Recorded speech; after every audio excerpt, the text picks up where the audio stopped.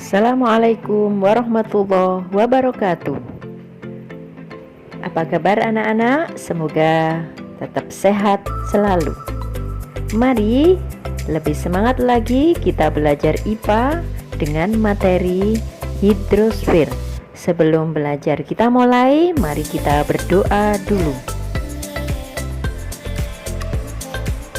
Kita awali dengan hidrosfer. Apa itu hidrosfer?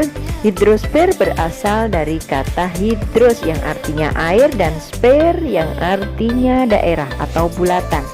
Jadi hidrosfer dapat diartikan daerah perairan yang mengikuti bentuk bumi yang bulat.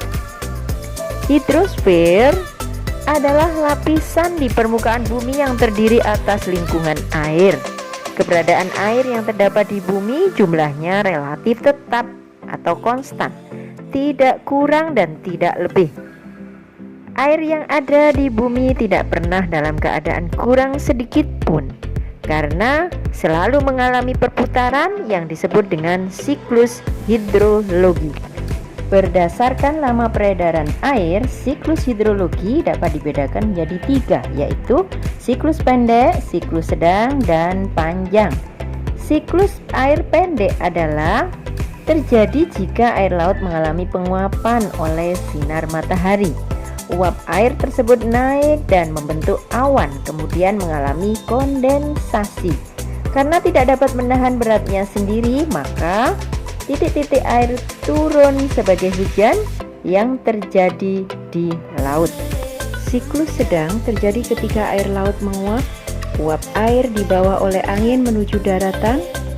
Di ketinggian tertentu, uap air mengalami proses kondensasi menjadi awan. Awan kemudian menjadi hujan yang jatuh di daratan. Siklus panjang adalah siklus yang memiliki tahapan yang lebih kompleks. Air yang turun di daratan akan mengalir lagi ke laut untuk kembali mengalami siklus hidrologi. Coba kita lihat gambar siklus hidrologi. Perhatikan baik-baik.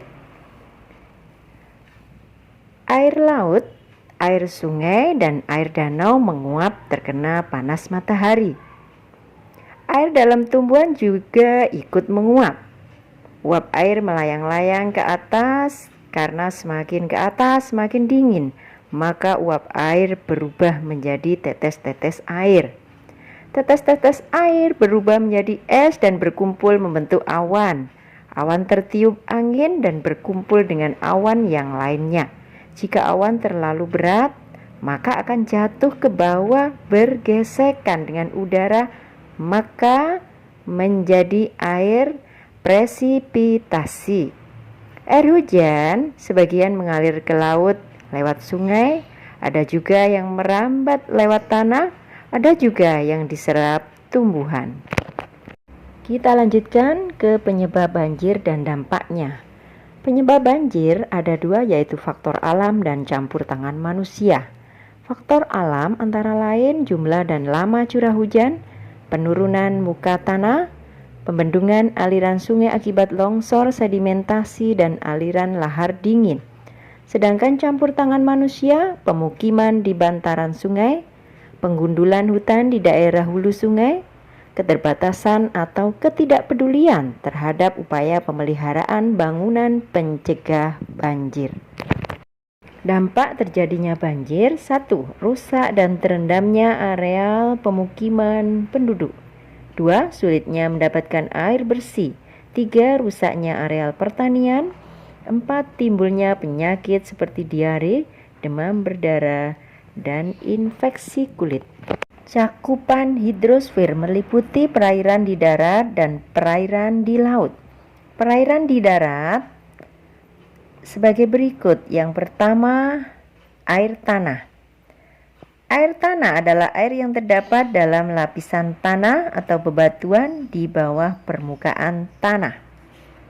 Yang kedua, sungai. Berdasarkan ciri-cirinya, sungai dibedakan menjadi 3 bagian, yaitu hulu, tengah, dan hilir. Yang ketiga, danau. Danau adalah suatu massa air yang seluruhnya dikelilingi daratan. Yang keempat, rawa. Rawa adalah daerah yang digenangi oleh air dan selalu basah karena drainase yang tidak lancar, serta memiliki relief yang lebih rendah dari daerah sekitar. Perairan di laut. Berdasarkan letak atau keberadaannya, laut dapat dibedakan menjadi 3, yaitu laut tepi adalah laut yang berada di pinggir atau di tepi benua serta terhubung dengan samudra. Yang kedua, laut pertengahan adalah laut yang berada di antara dua daratan yang luas atau benua. Yang ketiga, laut pedalaman adalah laut yang berada di tengah-tengah daratan atau dikelilingi oleh daratan. Jenis laut ini pasang surut air laut tidak begitu terasa. Dasar laut ternyata tidak rata kedalamannya. Pada umumnya, laut di pinggir benua lebih dangkal daripada di tengah lautan. Tingkat kedalaman dasar laut adalah 1, zona litoral, yaitu daerah pantai yang terletak di antara garis pasang naik dan pasang surut. Yang kedua, zona neritik, bagian dasar laut sampai kedalaman 200 meter. Sinar matahari masih tembus ke dasar laut. Pada zona ini banyak binatang dan tumbuhan laut, sehingga zona ini penting artinya bagi kehidupan manusia. Yang ketiga, zona batial.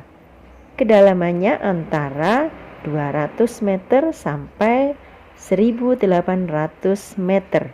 Sinar matahari sudah tidak tembus sampai ke dasar laut, karena itu tumbuh-tumbuhan laut jumlahnya terbatas, sehingga juga binatang-binatang lautnya.